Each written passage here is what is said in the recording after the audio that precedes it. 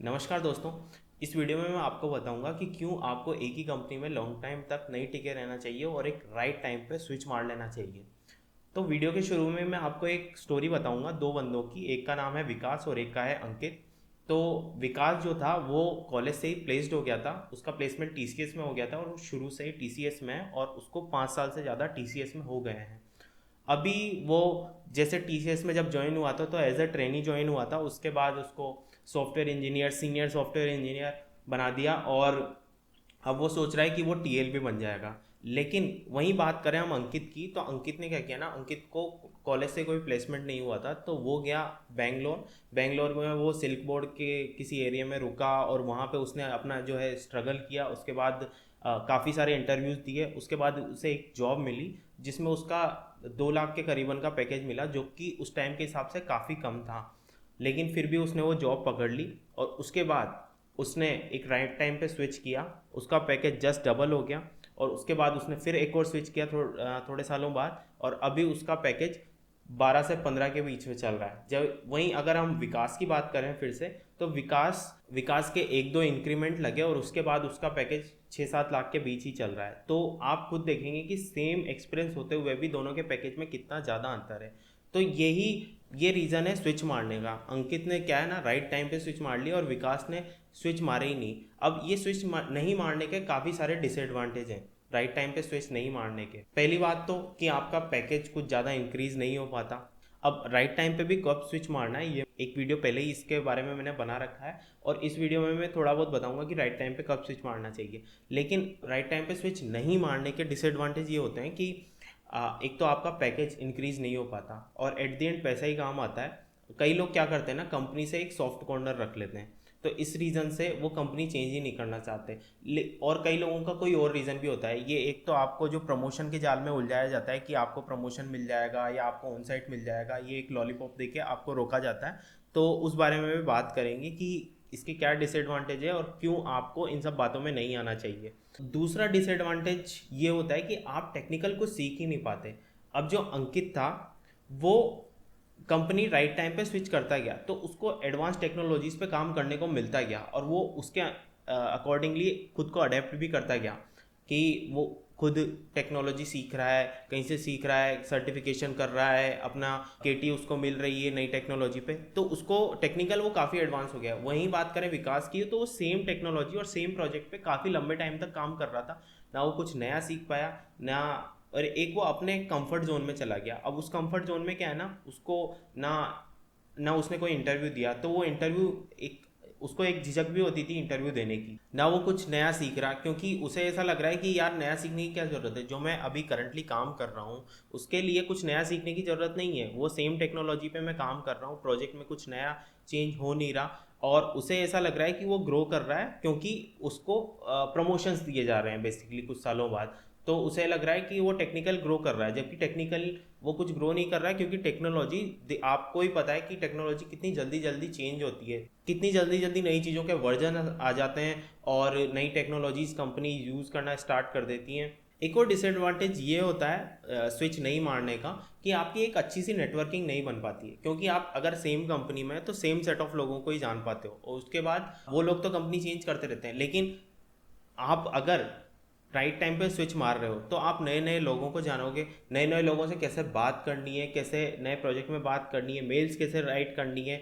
आपके मैनेजर्स भी चेंज होते रहते हैं तो उनसे कैसे, हर एक व्यक्ति का बिहेवियर अलग होता है, तो आप ये सीख पाते हैं कि अलग बिहेवियर वाले इंसान के साथ कैसे डील करना है। तो आप एक नेटवर्किंग अच्छे से सीख पाते हैं अगर एक आप राइट टाइम पे स्विच मार पाते हैं तो। और इसी के साथ अगला पॉइंट ये है कि अगर आप राइट टाइम पे स्विच मारते हैं तो आपकी सोशल स्किल्स डेवलप होती है। यही मैंने बोला ना कि मेल्स आप लिख पाते हैं, लोगों से बात करना और ये सब सोशल स्किल्स में आता है। तो अगर आप राइट टाइम पे स्विच मारते हैं, नए नए लोगों से मिलते हैं, तो आप आपकी सोशल स्किल्स जो होती हैं वो इम्प्रूव होती हैं। तो ये एडवांटेज होते हैं कुछ आपके राइट टाइम पे स्विच मारने के। अब बात करते हैं रीजंस की कि लोग क्यों राइट टाइम पे स्विच नहीं मारना चाहते। तो पहली चीज़ तो जी कंफर्ट जोन।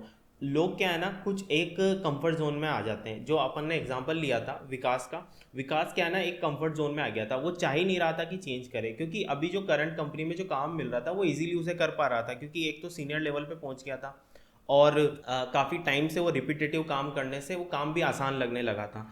तो वो एक कंफर्ट जोन में आ जाते हैं। उस कंफर्ट जोन से निकलना बड़ा मुश्किल होता है, क्योंकि उस कंफर्ट जोन से निकलने के लिए आपको वापस इंटरव्यूज़ देने पड़ेंगे। अब अंकित को तो क्या थी, आदत थी इंटरव्यूज़ देने की, क्योंकि वो जब शुरू में ही गया जॉब सर्च करने तो वो बाहर इंटरव्यूज़ देने गया था। लेकिन विकास के केस में क्या था ना, वो उसने कभी कोई इंटरव्यू दिया ही नहीं था, क्योंकि कॉलेज के टाइम पे इंटरव्यूज़ की अलग बात होती है। अरे आप experience as a experience person जब इंटरव्यूज़ देते हैं तो उसकी बात अलग होती है। उस माहौल में वो कभी गया ही नहीं, तो वो एक उसको झिझक होती रही इंटरव्यूज़ देने की।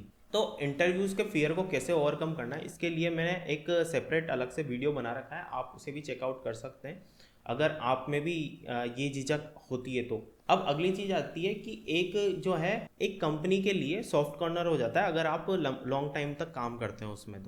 तो सॉफ्ट कॉर्नर का मतलब आप लोगों को जानने लग जाते हैं, आप उस जगह में जहाँ पे डेली जाते हैं वहाँ पे आप कंफर्टेबली हो जाते हैं। एक सॉफ्ट कॉर्नर आ जाता है कि यार मैं कंफर्टेबल हूँ, क्या दिक्कत है, क्यों मेरे को दूसरी जगह जाना है, क्यों मेरे को दूसरी लोकेशन पे जाना है, या आप अगर आपका जैसे टेक पार्क चेंज हो गया तो दूसरी जगह जाना ही पड़ेगा ना।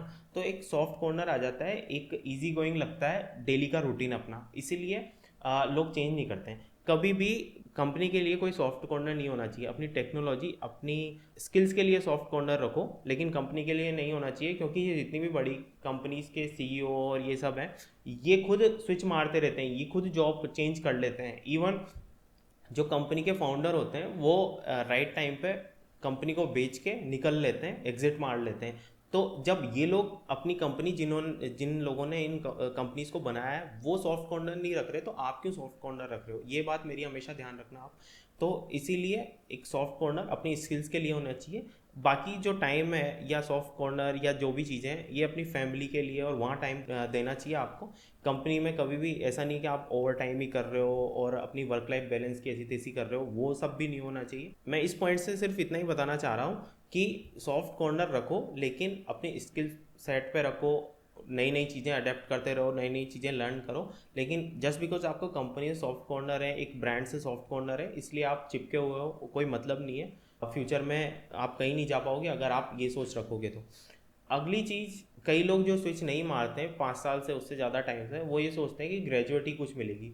तो लॉन्ग टर्म पे ग्रेजुएटी कुछ नहीं होती अगर आपने राइट टाइम पे स्विच मार लिया। तो ग्रेजुएटी की अमाउंट बहुत कम होता है। ग्रेजुएटी एक लॉलीपॉप है जो कंपनी आपको लॉन्ग टाइम तक रोकने के लिए दिखाए रखती है। तो आपको उस चक्कर में भी नहीं आना है कि मेरे को ग्रेजुएटी मिलेगी इसलिए मैं इस कंपनी में ही टिका रहता हूँ, वैसा भी नहीं करना है आपको। तो आई होप ये वीडियो आपको समझ में आया होगा, क्लियरिटी मिली होगी कि आपको क्या करना है करियर वाइज आगे। आई होप अगर आपको ऐसे वीडियो अच्छे लगते हैं तो चैनल को अभी सब्सक्राइब कर लेना, उससे मुझे भी मोटिवेशन मिलता रहेगा ऐसे नए नए वीडियोस बनाने के लिए। Thank you so much.